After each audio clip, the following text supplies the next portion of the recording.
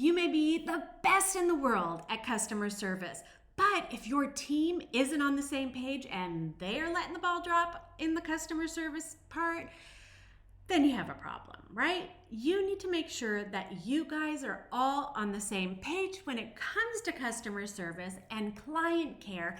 And the only way to do that is to train your team. All right, you ready for some tips?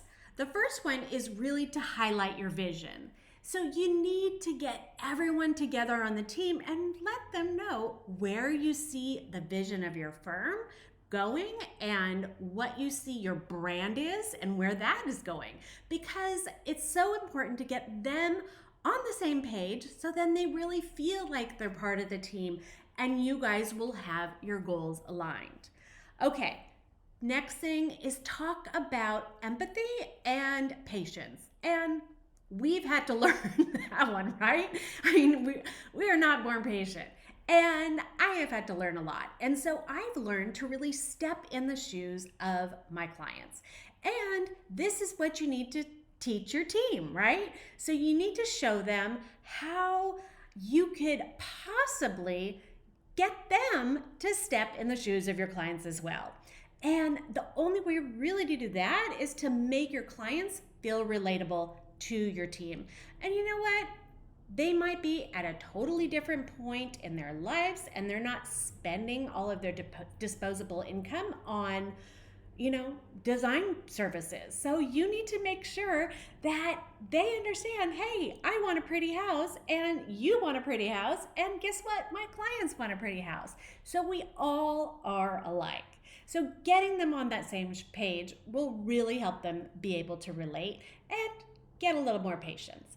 All right, the other thing is communication. I know, I talk about it all the time, but it is essential to have processes in place for your team to be able to communicate to your clients.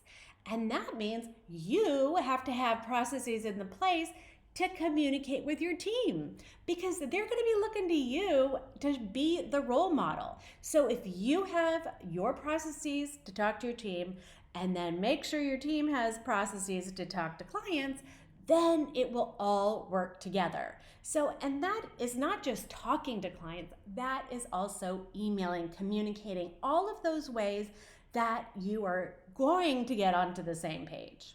The last thing is to really keep your team motivated.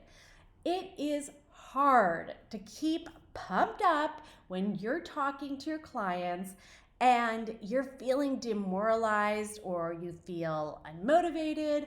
And so that is something that you can relate with your team about. And you know what? Don't let a day go by if you don't go ahead and tell them how great they are when they do great things.